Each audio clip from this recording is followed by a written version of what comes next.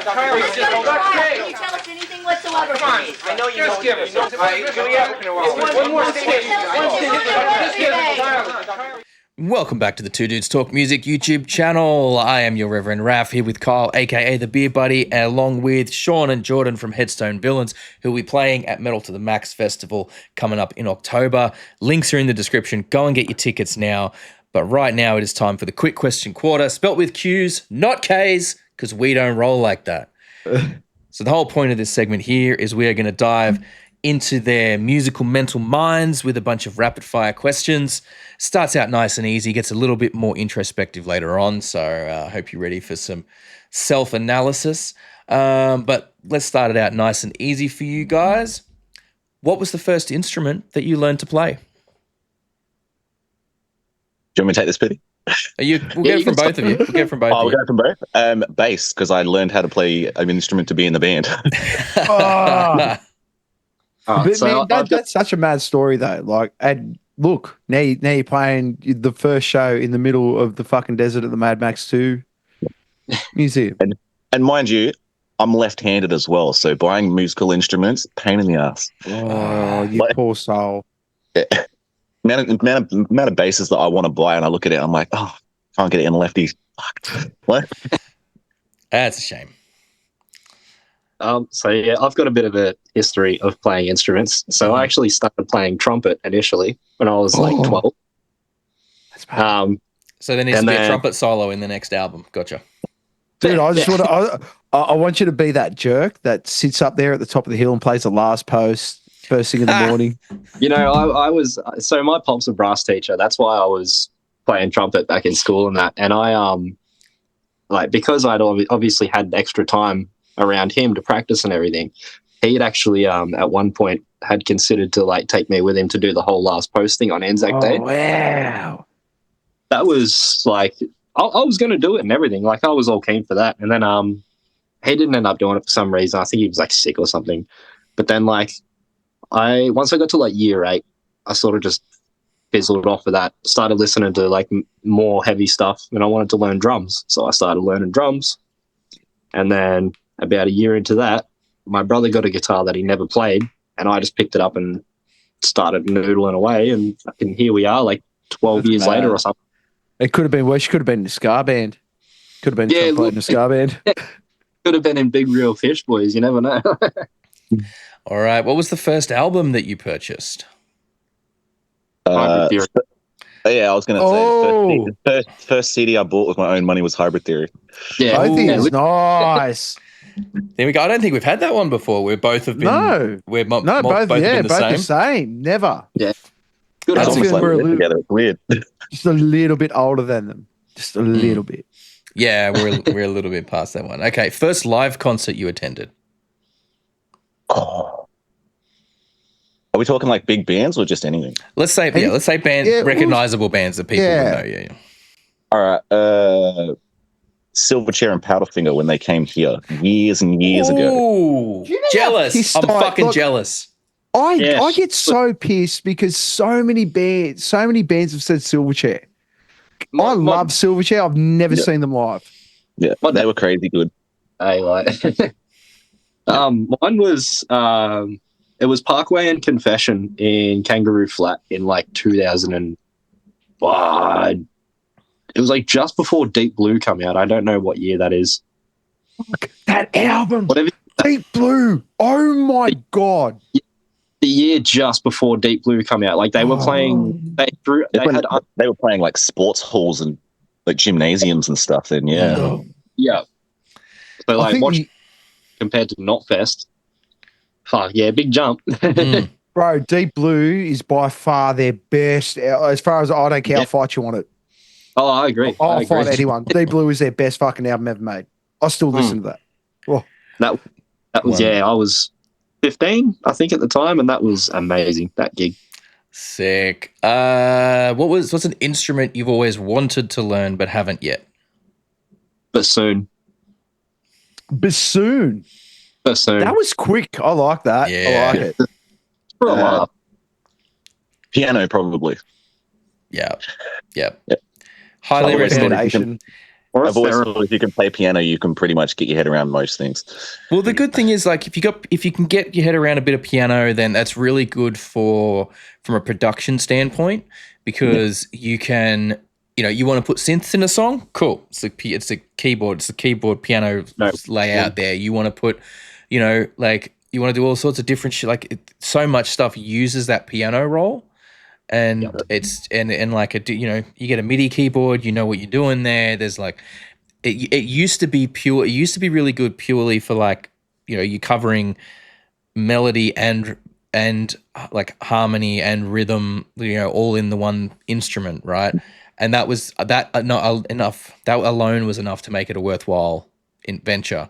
Now with what you can do with it in terms of, like I said, like MIDI keyboards and stuff, and even programming MIDI with the piano roll on the side to know where you're sitting on everything, it's such a valuable instrument. And I love the fact that the value of piano has carried over into a modern production setting, because that hasn't happened with a lot of instruments. The value of knowing piano has carried over in such an important way. We even have a look at bands like Polyphia. I mean, Tom Henson from Polyphia and stuff like that. He says he starts writing a lot of his stuff on the piano, and then he sort of brings it back on the guitar and works out whether he can actually play those sections of chords and whether it's viable. Because when you sort of transfer it on with those really intricate parts that they do, sometimes it's just really hard to get what he wants out of it. But yeah, like Raph says, foundationally, I wish I learnt it.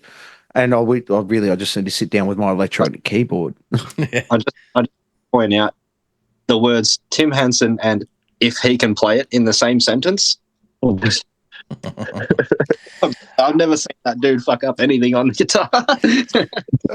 No, the guy's the guy. The wizard, man, like wizard. Man, he will go. I have this weird feeling that band will go down as one of the greatest instrumental bands that have ever walked this earth. Oh, hell yeah. Wow. And look, I'm a massive, I love Animals as leaders, but I was just about to say Tosin and Bussy, yeah. Look, man, look, I've seen interviews with Tosin and Misha Barton from Periphery, and look, those guys lived around the corner from each other. That's how that's how they sort of linked up. I don't know why they never started a band together. I think it's just because they're both too good. But yeah, Tosin just wishes he had the endorsements that Misha and people like. He is a very good guitarist, but he just doesn't have the marketing value of what the rest of, or the marketing. I shouldn't say the marketing value, the marketing mind. Yeah, of what bands like Polyphia and does what he does, man. Enjoys it. Yeah. All right. If you could pick one big band or artist to open a show for, now the rules around this are quite simple. It's literally anyone. So living or dead, active or not, whatever point in their career you would pick. If you could pick one big band or artist to open a show for, who would it be? And you can each give different answers if you want. Yeah. Mitch era Suicide Silence. Ooh. Like, That's yeah. a definite first. Yeah. I don't know. I'd just say them or like Slipknot, just because it's Slipknot's like the old faithful favorite band, I think, for me. So I'd say the Redshaw, maybe. Oh yeah. Ooh. Oh yeah, that would have been another choice. Those are really, I like it. Mm. Yeah. Just seeing like the old Redshaw shows when they, like years and years ago when they were playing in Australia and stuff like that, just the energy was insane in those rooms. Like, because, you know, we'd all love to say, yeah, let's play to 1 million people supporting someone from the big four, but it's like, at the same time, it's like, I kind of like those close, like just chaotic small shows. Like, Well, it's funny you brought up Seven Dust. I sort of like in the podcast bit, you know, I saw Seven Dust at the Metro, and those small shows at the Metro, I will take any day over anything at like the entertainment center or the Horden. They're personal, they're close. Like no matter where you're standing in the thing, you got a good view. It just adds to something. I'd rather have a band do 5 small shows in the one city than do one big show. Yeah. No, that- All right, time to dive into your Spotify playlists. Who is a band or an artist that you're listening to at the moment that you believe is underrated and deserves more attention? Ghost Inside. Whoa. Hang on. Was that the Ghost Inside? Boys. Yeah. They should be headlining festivals all over the world. Like, they're easily on that like new Parkway Drive status of like production for their shows and everything like that. And since they've come back, I can't say enough good things about that band. I love them, man. Yeah, I want to say Void of Vision. Ooh, Void of Vision. All right. Joel, you heard of Inertia? I think I have. Okay. Off the top of my head, not ringing a bell. That's one of the ones I'm throwing in for the reaction next week. All right, cool. Got some homework to do, Petey. We've got some homework to do. We've got to check these bands out. Yeah. Oh, dude, man, that's half the fun of doing this thing. Yeah. Like we ask you who's an underrated band, and then shortly afterwards we're like, okay, we're going to go check this slot out. Yeah. Like we have the joy that we have gotten from finding so many bands that we were just previously not even on our radar through doing the podcast has been incredible. Like that alone just has been worth all the effort that we put in there, because like we never want to be those guys that end up with stagnant music taste and like stop listening to anything new after we're 35 years old and whatever. Like we want to constantly be finding, you know, different bands and new bands and stuff that we haven't heard before, people that are doing something unique and interesting, because like it's the whole fucking point. Like, if I went to a Polyphia concert, I think I would be probably one of like the 10 oldest people in the room. Not including myself. One of the youngest. What is something people may be surprised to learn about you? Individually or as a band? Individually. I'm a pro wrestler. Yeah, that was pretty cool, man. That's so mad. Me and one other guy in the band are both tattoo artists. Oh, awesome. Okay. Actually, I wonder. Is anyone? I mean, I know it's not going to be the most sterile environment, but is anyone bringing a tattoo set up to the to Metal to the? I hope not. That's the worst idea. Okay. I'm going to put something to you. Surely we can like set up a tent with like a fucking. I have a tattoo on my leg that needs some work. Okay. It's a koala. It's a koala with a joint in his hand, drinking a VB in red thongs. Why do you need to get it fixed up? That sounds perfect. It is perfect, but it's 15 years old. Oh, it needs some love. It needs some love, man. I'd do that. I'd do that shit there. I'd do that. Bro, no, we're not we're not breaking out the tattoo guns at the dustiest place on earth. Okay, it's just not happening. So where do you tattoo out of? So me and Jake, the drummer, we've worked in a few shops together. I do my own private thing now. He still runs one of the biggest shops in town and stuff like that. So we're sort of like two sides of the same coin. It's like Jakey is black and grey artist. I do a lot of color stuff. Nice. I'm a big nerd. I'm a big nerd, so I like all my geeky stuff, comics, anime. You do anime tattoos? I do. Are you a One Piece fan? I am a One Piece fan. We're going to talk later. Yeah, that's good. We'll have to make a road trip down to yours fucking part of the country, I think. Come to Mildy. Yeah. We got wrestling. I think we're sorted here. Like, it's good. Yeah, man. Mate, that's it. Mate, I'm going to get a tattoo and then get DDT'd. At the same time. All right. And last one here. Now, obviously, I am the Reverend Raph. I am an ordained minister. It's legitimate. There's a qualification sitting on the wall on the other side of this fucking wall. He's not lying. Reverend is my official legal title. So with that in mind, gentlemen, it is confession time. What is your worst music sin? And I will let you interpret that question however you choose. And you know what immediately crossed your mind when I asked that question. That first thought, I could probably fix this up. That's it. Oh shit, I don't know. Hey, probably just past bands I've been in. I think like prior to the band before Headstone, all the bands before that, I think were just I don't know what the fuck I was doing, man. At that point, like Real all I wanted to cringy? do was just get anyone who can play an instrument to play with, and like I think in terms of like a sin for that was just letting myself fucking go through it for so long before finding people that I could actually like mesh with. Throwing yourself in very toxic environments, man. There's nothing like you're just looking for a space and you're just throwing yourself in toxic environments. That's actually a really good one. Yeah. Yeah, That's a really good one. I'd probably say leaving it too long before getting involved in music. I wasted a lot of time in life when I should have been doing this for at least 10 more years earlier. But you got here in the end, which is the important thing. You got here in the end. Doesn't matter how late you come. Doesn't matter how late you come to the party, as long as you come to the party. Show up, man. What is it? Fashionably late. Hello, sorry we're late.